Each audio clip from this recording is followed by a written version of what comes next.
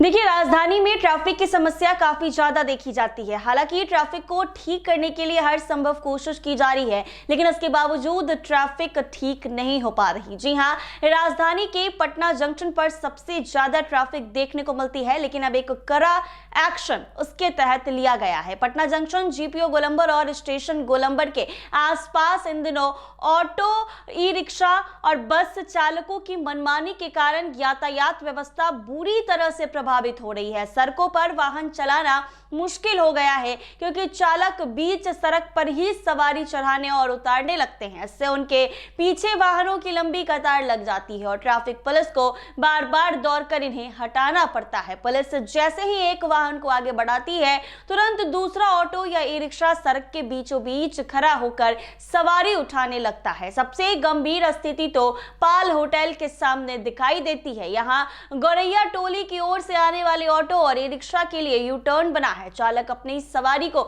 यहीं उतारते हैं और फिर उसी यू टर्न से घूमकर दोबारा सवारी उठाने लगते हैं। इससे इस जगह पर लगातार जाम की स्थिति बनी रहती है। इस तरह जीपीओ गोलंबर के चारों ओर भी इन वाहनों का नियंत्रण संचालन देखा जा रहा है। कई ऑटो गोलंबर के किनारे सवारी के इंतजार में खड़े रहते हैं, जिससे सड़क का आधा हिस्सा कब्जे में चला जाता है। कंकड़बाग और हनुमान नगर जाने वाले ऑटो के लिए टाटा पार्क से परिचालन शुरू हो चुका है, लेकिन इसके बावजूद कई चालक पाल होटल के सामने ही सवारी उठाने में लगे रहते हैं। टाटा पार्क से लाइन में इंतजार करना पड़ता है, जबकि पाल होटल के पास वो मनमर्जी से सवारी भर लेते हैं। इससे वहां लगातार भीड़ और जाम की स्थिति बनी रहती है। स्टेशन गोलंबर पर भी हालात बदतर है। वीआईपी गाड़ियां गोलंबर के बिल्कुल किनारे खड़ी कर दी जाती हैं। पुलिस चालान काटने पहुंचती है तो थोड़ी बहस के बाद वाहनों को हटाया जाता है। मंगलवार को 3-4 गाड़ी गोलंबर से सटी हुई पार्क की गई थी।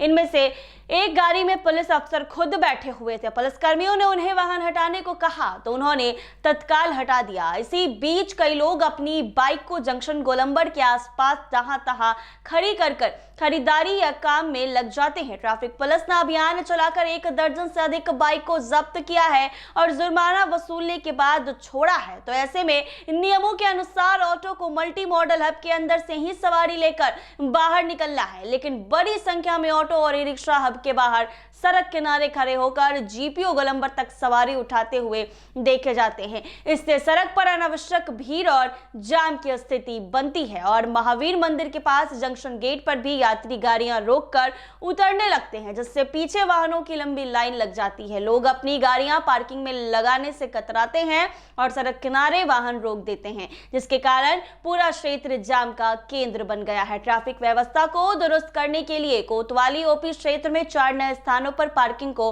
पूरी तरह प्रतिबंधित कर दिया गया है। इनमें आयकर गोलंबर, नेहरू पथ, डाक बंगला चौराहा, बुद्ध मार्ग और इस्कॉन मंदिर के सामने का क्षेत्र शामिल है। इन स्थानों पर 3 पहिया और 4 पहिया वाहन पार्क करने पर सख्त कार्रवाई का आदेश दिया गया है। नो पार्किंग के बोर्ड लगा दिए गए हैं, लेकिन लोग अक्सर सड़क किनारे वाहन कराकर खरीदारी करने लगते हैं, जिससे सड़क की चौड़ाई काफी कम हो जाती है और वाहनों का दबाव बढ़ जाता है। यातायात पुलिस ने साफ कर दिया है कि इन क्षेत्र में वाहन पार्किंग पर पूर्ण प्रतिबंध लागू रहेगा और उल्लंघन करने वालों पर कड़ी कार्रवाई होगी। प्रशासन की सख्ती के बावजूद शहर के इन प्रमुख इलाकों में लगातार ट्रैफिक व्यवस्था बिगड़ती जा रही है, जिससे सुधारने के लिए कड़े और प्रभावी कदम उठाने की जरूरत पड़ रही है। तो ऐसे में प्रतिबंधित कर दिया गया है। ऑटो और ई रिक्शा को सड़क किनारे लगाना और अगर लगाते हैं तो कार्रवाई की जाएगी।